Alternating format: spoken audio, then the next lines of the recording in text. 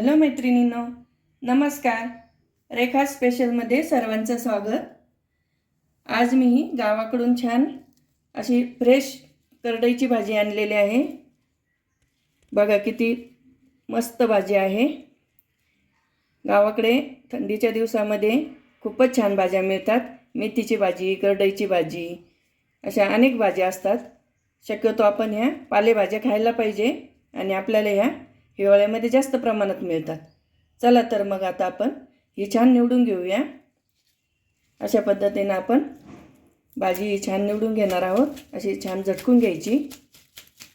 त्याला मोवा वगैरे असला तर तो निघून जातो.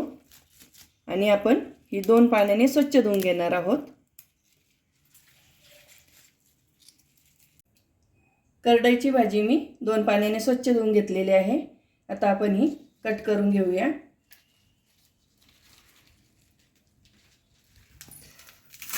अशा पद्धतीने आपल्याला सर्व भाजी कट करून घ्यायची आहे. जास्त बारीक आपल्याला कट करायची नाही, थोडीशी मोठीच ठेवायची आहे.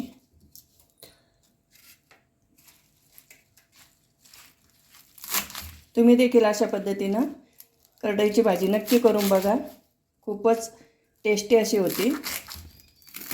अगदी गावाकडच्या चवीची भाजी आपण बनवणार आहोत. करडईची भाजी बनवण्यासाठी आपल्याला साहित्य लागणार आहे. करडईची भाजी ही मी 2 पाण्याने स्वच्छ धुवून आणि कट करून घेतलेली आहे. इकडे आपण हरभऱ्याची डाळ अर्ध्या तासासाठी भिजवून घेतलेली आहे. ती मी 2 चमचे घेतलेली आहे. शेंगदाणे, मोहरी, जिरं, हिंग, 7 ते 8 हिरव्या मिरच्या आणि 7 ते 8 लसूण पाकळ्या. हिरव्या मिरच्या आपण ह्या छान बारीक करून घेणार आहोत आणि लसूण हा मस्त असं बारीक कट करून घेणार आहोत. चला तर मग आपण भाजी शिजायला टाकूया. इकडे मी कुकर ठेवलेला आहे. त्यामध्ये आता आपल्याला 1 ग्लास पाणी घालून घ्यायचं आहे. यामध्ये आपण ही चिरलेली भाजी घालून घेऊया. आपल्याला या भाजीला 3 शिट्ट्या घ्यायच्या आहे. भाजी घातल्यानंतर यामध्येच आपल्याला हरभऱ्याची डाळ घालून घ्यायची आहे. शेंगदाणे हे देखील आपल्याला यामध्येच घालायचे आहे. आता आपण याला 3 शिट्ट्या घेणार आहोत.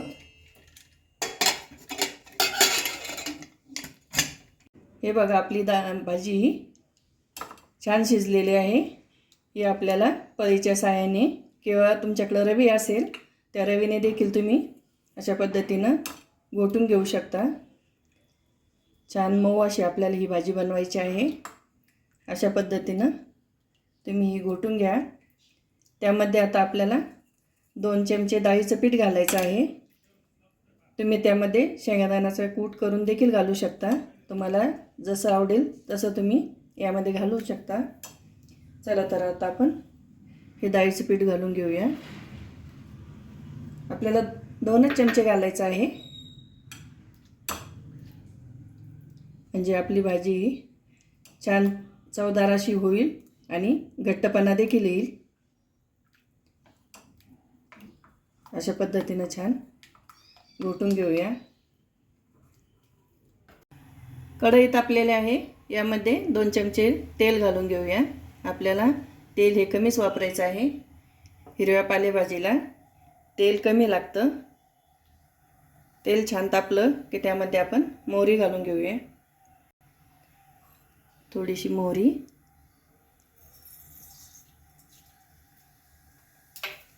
जिरं,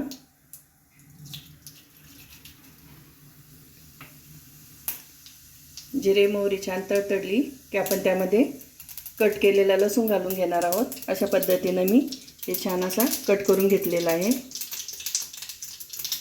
लसूण आपल्याला जास्त वापरायचा आहे म्हणजे भाजी ही छान खमंग अशी होते.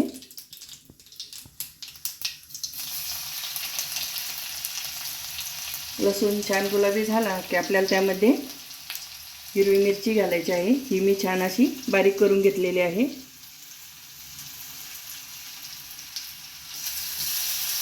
छान परतून घेऊया.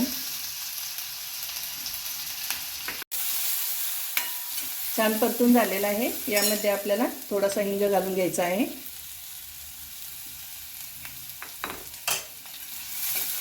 आता आपण यामध्ये भाजी घालून घेणार आहोत.